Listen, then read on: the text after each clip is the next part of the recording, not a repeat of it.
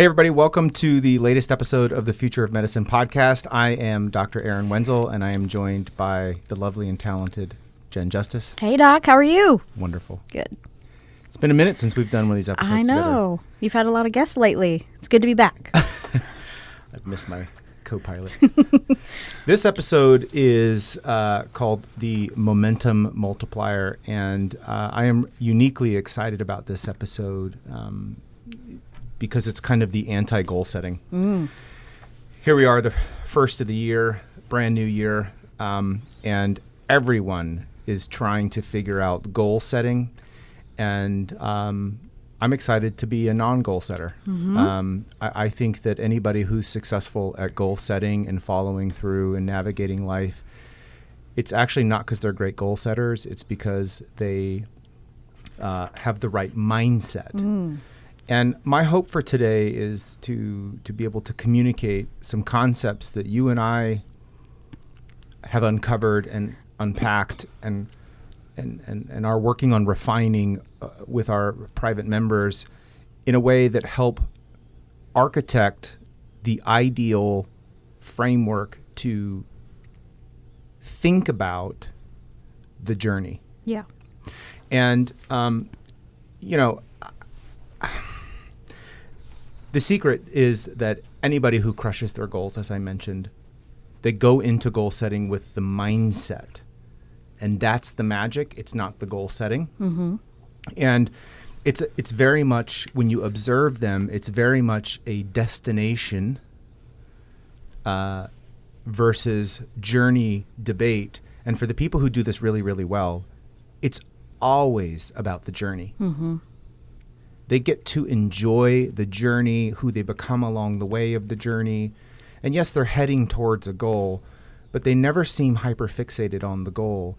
They're continually enjoying the journey. And I think the right mindset for momentum building allows us to take a journey and notice that journey and who we become along the way, the relationships that we get the privilege to have, the memories that we create. And it ends up not even being about the goal. Right. And it's about who we are becoming and the relationships we have along the way. Because the truth is, you never actually really arrive. Right. Right? The finish line's always moving. It's the horizon, as we've talked about it. And so in this episode, we have come up with, you and I, kind of three basic components that are the underpinning to this momentum mindset momentum multiplier, as we're calling it. And the first thing is a concept that we've dove into before from one of my mentors, Dan Sullivan, called the gap in the gain. The second concept is a relatively new concept for me to express and communicate, and it's about managing your attention, not managing time, effort, or energy, although all those are important. I actually think managing attention, your individual attention, is the most important thing. And then the third thing is another concept that we're borrowing from Simon Sinek in regard to the infinite game. Yeah. Yeah. So why don't we kick this off, Jen? Why don't you talk about the gap in the game? Let's start with what is it, and then maybe we could talk about why it's important, maybe give some examples and some action steps for folks. Yeah. Well, the gap in the gain is a relatively new concept that I learned from you and Dan Sullivan's Strategic Coach program this year. And I have to say, it's been one of the most influential concepts in my own life, because New Year's is typically my favorite holiday. I even like it more than Christmas and Really? Thanksgiving. Yeah. And I don't think I've ever told you that. Learning this while we're recording. I know. But the reason why is because I love setting goals. And I love coming up with new things to strive for. I'm a very goal-driven person. Most high performers are. I mean, you and I are both goal-driven. But I've never thought about the most rewarding way to measure my progress. And the gap in the gain is all about how you measure your progress so that your future self grows, but you're constantly measuring yourself backwards, if that makes sense. Did I get that right? Yeah. So it's really about, people that are in the gap, tend to be focused on what's not working right, tend to be focused on why the goal didn't work, and they're not happy. And they're not happy because they're not focusing on the real measure of progress, which is who you are becoming along the way. And there's a lot of examples that we could use with the gap and the gain. And you have a couple. You have a few. Yeah, well, I just wanted to elaborate a little bit. I mean, the gap, the name gap, is referring specifically to where you are currently, right? Your current self. When you are measuring against the ideal. Mm-hmm. Which is not achievable. Right. And this is the underpinning to the dissatisfaction and the momentum killing, is that no matter how much progress you make, when you compare it to the horizon that's always moving, you will never be satisfied. Right. Whereas the gain is simply turning around. You use the horizon as a mechanism to set goals directionally, but you don't measure against the goal. Right. You measure against where we started the journey, and this forces you to notice progress, which unlocks your happiness. And that's not natural. No. Most of us prefer to stay in the gap, to be honest. Well, it's the default. Right. It's the default for the human condition, and even masters of people who are incredible at staying in the gain will fall into the gap. But the real masters notice immediately, and they pull themselves out. Dan actually calls them gap hunters. Gap hunters, right. They're constantly hunting for areas in their life and the people in their inner circle where you're in the gap to help you notice, hey, the only reason you're frustrated is because you're measuring against some ideal. Measure against your progress, and it will immediately free you. And it's just a wonderful concept. I also love it because it keeps you focused on your own goals and not somebody else's goal.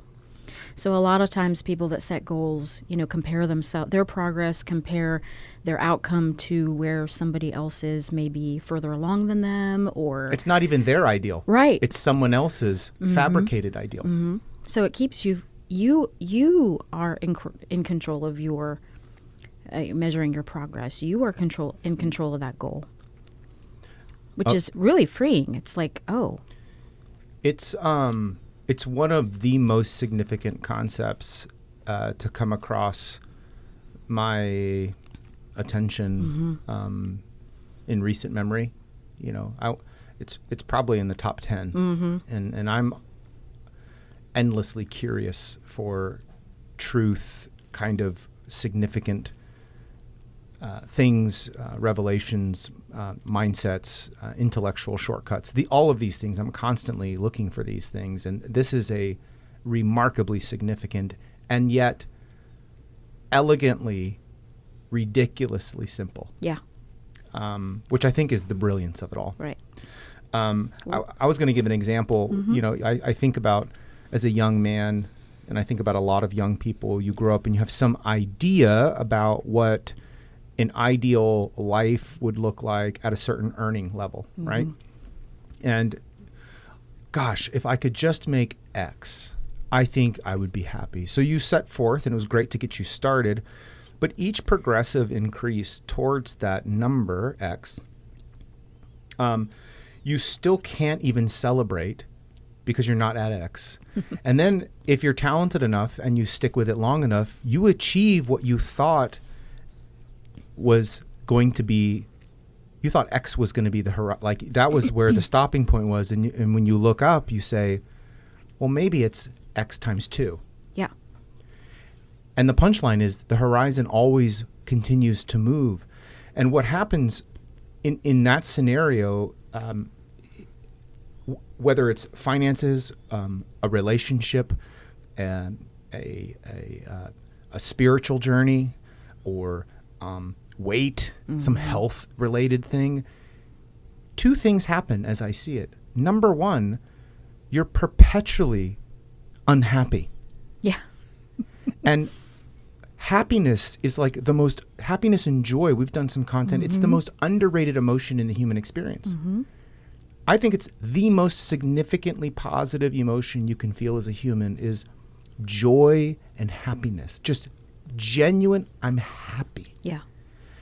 When you are constantly comparing yourself against the horizon, which you never arrive, you really struggle with authentic, true happiness. Yeah. That's thing number one, which sounds terrible. The other thing is, I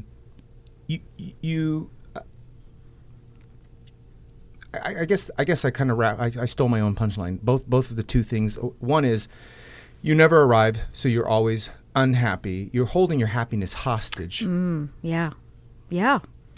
And you never gain progress. You never fully step into the journey of who you are becoming along this journey that you are actually on. Your only thing that's real is your real life right now. But we can get so locked into this ideal that all of our joy and happiness is just held hostage. Yeah. Wow. It's pretty powerful stuff. It is. So what's the antidote, right? So if how would you coach someone if somebody is like, oh my gosh, I'm that way in my life? The antidote is just turn around. Right. Measure backwards. Yeah. Measure towards when you start. Yeah, no, you haven't lost 50 pounds and that was the goal. Great, but you're down 12? Right on. That's wonderful. How can you not be excited about 12 pounds? That's one. Or you doubled your income and you're not where you want to be, but great. And you've doubled your income and got a 30% reduction of your work.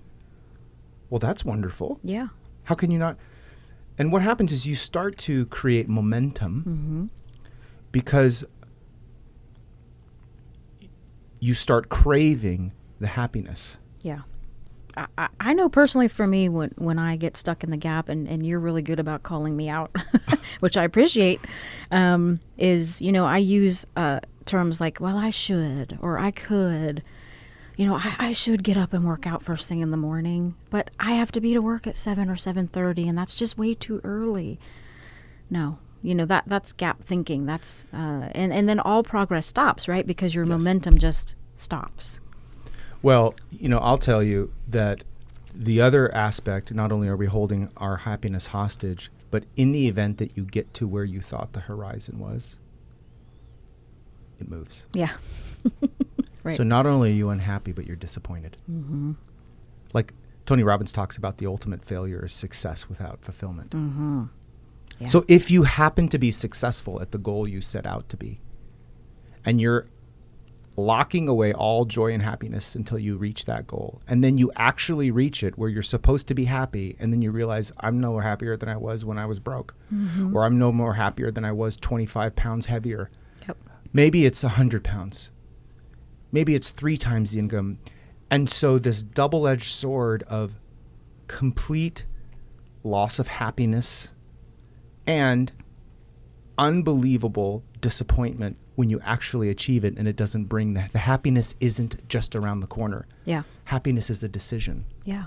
You have to decide to be happy. And the way that you can unlock the emotional journey of that is that when you decide to be happy, you notice progress. Then the feelings are a lagging finding. Yeah. Wow. So it's really good. It's really, really good. So the next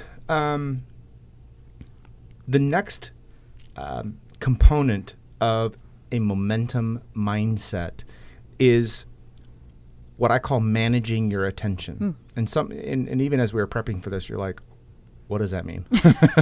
I don't think we've ever really formally talked about it before. And like I say, this is one of the newer concepts that I have been thinking about and really, really spending a lot of time in. And that is simply, it started with, we're alive. We are a biologic organism. And all organisms in biology have feedback. The way that they navigate through their existence is through a series of feedback loops. And you put certain outputs into the world. It generates certain inputs back, which then generate the same or different outputs. And it's this loop. And we have them very dynamically interwoven on many, many different levels. And it's not just humans, trees don't grow up like a pencil because they're constantly getting feedback from the outside world on where the more optimal angle is to get the sun that it's craving, and it's bending. When we drive in a straight line, we're constantly making micro adjustments, even though we're driving straight. Because in milliseconds, our brain is getting thousands of data points, making micro adjustments. And I started thinking about a momentum building mindset with this topic, like what allows people to have so much positive upward momentum? Because as I see it, momentum exists, and it's either punishing you, Yeah. like you just can't do anything right. You're in a rut. I'm stuck. We have all kinds of words for Downward spiral. Downward spiral. It's all just negative momentum. Wheels falling off. Like I'm off the bus. And then we have positive momentum.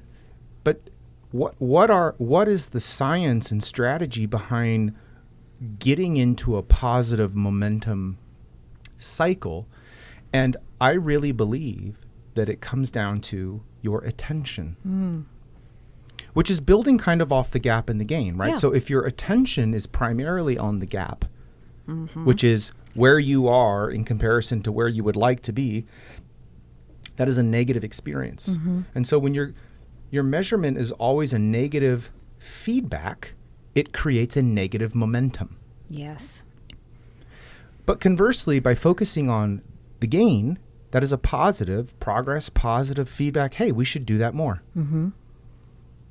Hey, and then the more we do that, the more we get a positive feedback. Let's double down, which is why people who are flying through life seemingly, it seems effortless. And it kind of is. Yeah. Because they have so much momentum, positive momentum harnessed. All they do is throw out a kite, a sail, and it's just they've created that tailwind in life, that proverbial tailwind. Whereas when you're stuck, you could have the biggest sail in the world and you can't catch a breeze, and so practically speaking, like what has your attention has you. We're all taught that like life, work, balance, you need time off, and but is time really what creates happiness? Is time alone? Is time in isolation? Time off? Time away? I'm not sure. I'm not either. I've been on the beach before, vacation, and all I can think about is how hard my life is not at the beach. And I don't know anybody who's come back from a vacation and been like, man, that was really nice. It didn't feel like a vacation. I feel like I need a vacation from my vacation. I was just going to say, how many times have we said that? And how many moms and dads work their face off during the week only to go to the weekends and dread, like a combination of licking their wounds and dreading going back to work, where they're there, but they're not. Yeah. They're there physically, but in their mind, their attention has been completely hijacked. It's not on the kiddos in the pool. It's not with your spouse at dinner. Oh, honey, what'd you say? I'm sorry. I was just the presenteeism where you're there, but I really believe whatever has your attention, you are giving your highest gift. It is. And the other side of that is true too. Like when you've been with somebody, you're with your spouse and he is just locked in on you and there is no one else in the world but you. Oftentimes he doesn't have to say a word. It's you're like, I am on this man's mind. Oh yeah, it's palpable. And it is, as a spouse, I don't know of a greater sense of like certainty, connection, connectivity. It's a very intimate offering. Yeah. And you don't always get it. I don't always give it. But working that muscle of intentionality, of being really, really present in the moment, we try to do that with our patients. Give me your thoughts on this, because it's newer for you. This is a newer, I'm just dropping it live right here. I think it's a wonderful concept, and I think, I can't think of anybody that doesn't need to work on this, myself included.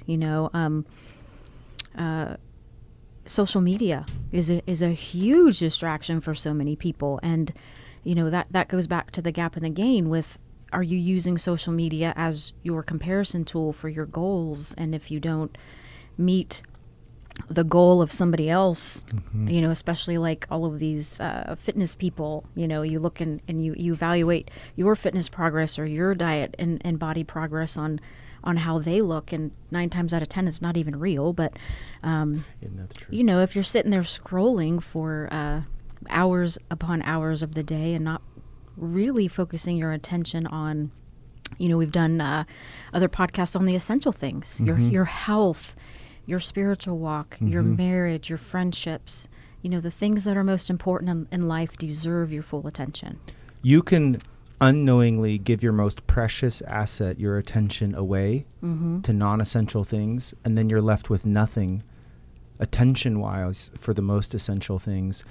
And what ends up happening is you end up, a lot of that social media kind of behavior, attention numbing, it's mindlessness, it's just escapism, mindless TV watching, garbage TV, just kind of internet scrolling. It's actually, you're not even giving that your attention. You're just hoping for a dopamine hit. You're spent. It's a numbing process, in hopes that at the end of the numbing process, somehow there'll be a new bucket of attention to give the things that are most important. I just really think this is a newer concept, but a really critical one to begin to start trying to communicate to folks. I would encourage anyone who feels like this is resonating with them to really audit what in their life they're giving the majority of their attention. Because I don't know that there's a bigger gift you could give yourself than to be fully present, to know yourself. Yeah. And frankly, I think it's time for some people to stop blaming a memory, to stop blaming the economy or bad luck, and just be more accountable for how present they actually are in their real life. Yeah. It's happening right now to you. Right now. Like the humans that I've had the privilege of taking care of, and I'm one of them, we make up the past just like we make up the future. It's all made up. Yeah. It's just our version of the past. It's just our version or our ideal of the future. The only thing that's real is right now. Yeah. This moment here. And in this moment, what am I giving my attention to? And how can I use that to create positive momentum to notice progress? Yeah. That will unlock the joy and the happiness and allow you to appreciate who you are, who you're becoming, and the world that is actually around you. Yeah. To be present. I love it. Yeah. I love it. I can work on this myself. Oh my gosh. So can I, and that brings up a great point as we were kind of prepping and talking about this. This is a wonderful point you brought up. This is a muscle, right? It's a muscle. Yeah. Absolutely. Even going back to the gap and the gain, like, you touched on it, that we, to fall in the gap is not unrealistic. To never fall into the gap, right? We're going to. That's another ideal, it. by the way. That's another ideal horizon. You will never not be able to 100% not fall in the gap.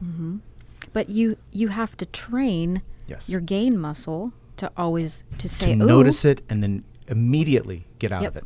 Yep.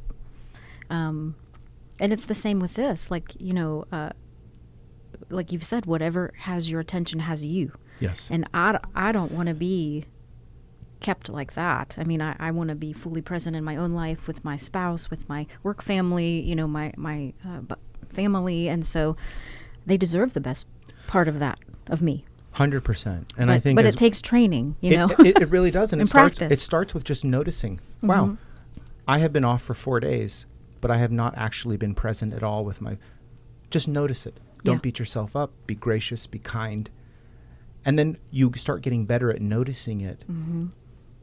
Then you can start applying, well, why am I giving so much of my attention to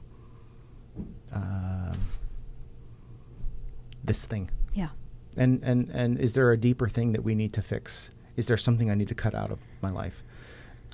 Because, boy, if you give something your attention, you're given all that you have. There's not a higher gift you could give someone. Right. And so I think that's a great place to leave that concept. The last concept, this component of a multiplying mindset, is something that we talked several months ago as we were talking about the infinite game from Simon Sinek.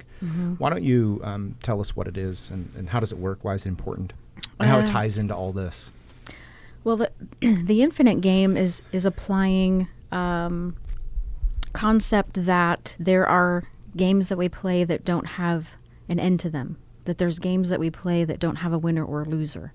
And this really bugs high-performing people because we want to win. We hate to lose.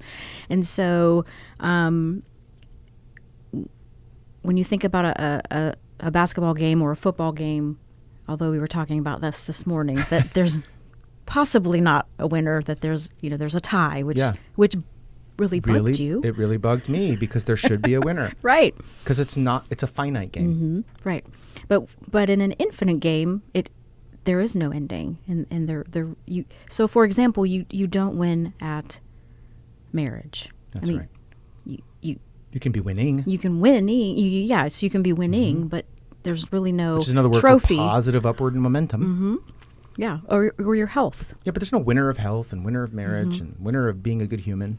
Right. And when we try to apply these finite rules to the infinite game is when we lose momentum and we get discouraged. Yes. Yeah. And we have downward spiral. No, it really is a vulnerability for us as a species. And I think that as we've been building this discussion around these components, the solution is putting your attention on the gain in the thing that is an infinite game. So if your marriage is not where you want it to be, the answer isn't just scheduling kind of obligatorily a once a month date night. It's investing your attention in the human you wish to connect with. Right. Give it your attention. What you give your attention to grows. Yes. And creates that feedback loop. Yes. And it starts with just little wins. Quick wins create a small upward cork-like spiral upward, which then gives feedback for bigger. Now you're harnessing momentum, which is always there, but it no longer is punishing you. It's serving you. Yeah. And I just absolutely love this concept as an anti-goal setting episode for January 2022 and beyond of, listen, I'm not here to tell you how to set goals, but what I implore you to do is work on the mindset of generating a joy in noticing progress in the things in your life that are most important to you so that you can feel the momentum generated from who you're becoming along this in the only thing that's real, which is right now. Yeah. So good. I think this has the power to really be a lifelong tool that is 3 different muscle groups to create a skill and a capability of noticing when you're in the gap, quickly allowing yourself and training yourself to get into the gain to create the momentum and knowing progress. Then as you're making progress, refining where you're putting your attention. And ideally, you would put your attention on the things that are the most important things, the infinite things, health, finances, relationships, you as a human, your relationship with yourself. These things will get better if you put your attention on them and allow yourself to notice progress. That's it. Yeah. And all of a sudden, goal setting is kind of like, oh, well, then you just put something out on the horizon and you go get it. You may or may not arrive, but you're going to enjoy the process and it's going to be fulfilling and you're going to continue to notice who you're becoming and it's going to create joy. Yeah. I love it. This is good. I think this should prepare everybody for 2022. Yeah, I think, and the ideal is that 2022 is your best year ever. Yeah. But even if it doesn't end up looking exactly the way you paint it, as long as you notice that it's better than the day before or the month before and you're making progress, your mind and emotional state will allow you to be happy. Yeah. And allow you to enjoy the journey. Mm-hmm. I love it. Because this is really about the journey, not the destination. Yes. We use the destination to create the journey. Mm-hmm. Don't miss the journey. Yeah. Good? Good. This was good. Well, as always, Jen, it's a pleasure to work with you every single day of my professional life, but it's really neat for us to be able to take some time out of our busy days and intentionally put some thoughts together that we think are important for folks, and hopefully it's useful for people. Yeah. Thank you so much for having me on. Every time. See you next time. Bye.